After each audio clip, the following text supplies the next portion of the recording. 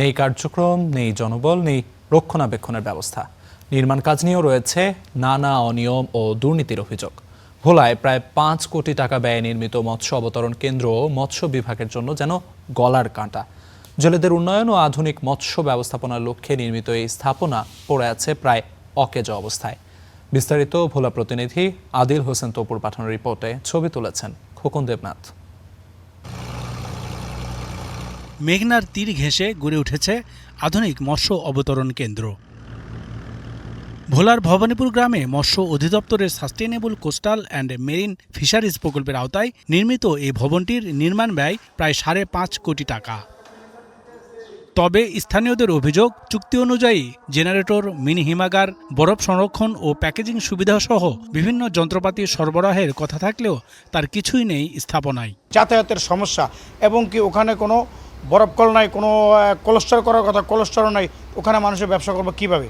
এটার ভিতরে হিমাগার করে নেয়, বরফ কল করে নেয়, স্কেল মেশিন করে নেয়, জেনারেটর দেয় নেয়, যেটা যা জেলেদের উপকার হবে তা কিছুই করে না, শুধু ভবনটা করে রেখে দিচ্ছে। এছাড়া স্থান নির্বাচন নিয়েও রয়েছে প্রশ্ন। জেলে ও ব্যবসায়ীরা বলছেন, অবতরণ কেন্দ্রের সামনেই জেগে উঠেছে চর। ফলে মাছ ধরার বড় নৌকা বা ট্রলার ঘাটে ভিড়তে পারবে না। মাছ খালাস কিংবা বেচাকেনাও সম্ভব নয়। এমন জায়গায় ওই ভবনটি করছে, ওখানে জেলেরা যাইতেছে না, বা অযৌক্তিক একটি ভবন ওই জায়গায় করে রাখছে। এটা নৌকা টোকা বিরানোর কোনো সেফ নেই। জায়গাটা এটা কী করে দিয়ে গেল কোনো কিছু, এটা বেকার করে সরকারের কোটি কোটি টাকা লস করে। তবে ঠিকাদারি প্রতিষ্ঠানের দাবি, প্রকল্প বাস্তবায়নে তাদের অতিরিক্ত অর্থ ব্যয় করতে হয়েছে।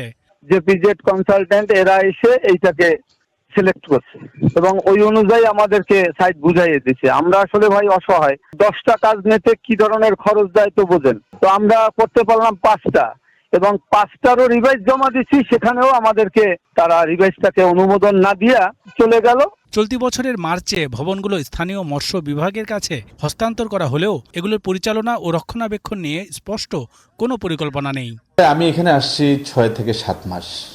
তার আগে আসলে এই কার্যক্রমটা সম্পন্ন হয়েছে এবং এই প্রজেক্টের যেই সাইট সিলেকশন বা এটার যে সম্ভাব্যতা, এটা আসলে পূর্বেই এটা তাদের নিরূপণ করে ওনারা এটা করেছেন।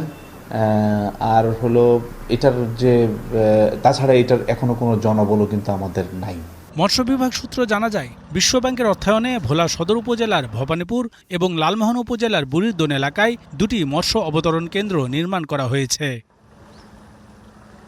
Desk report, star news.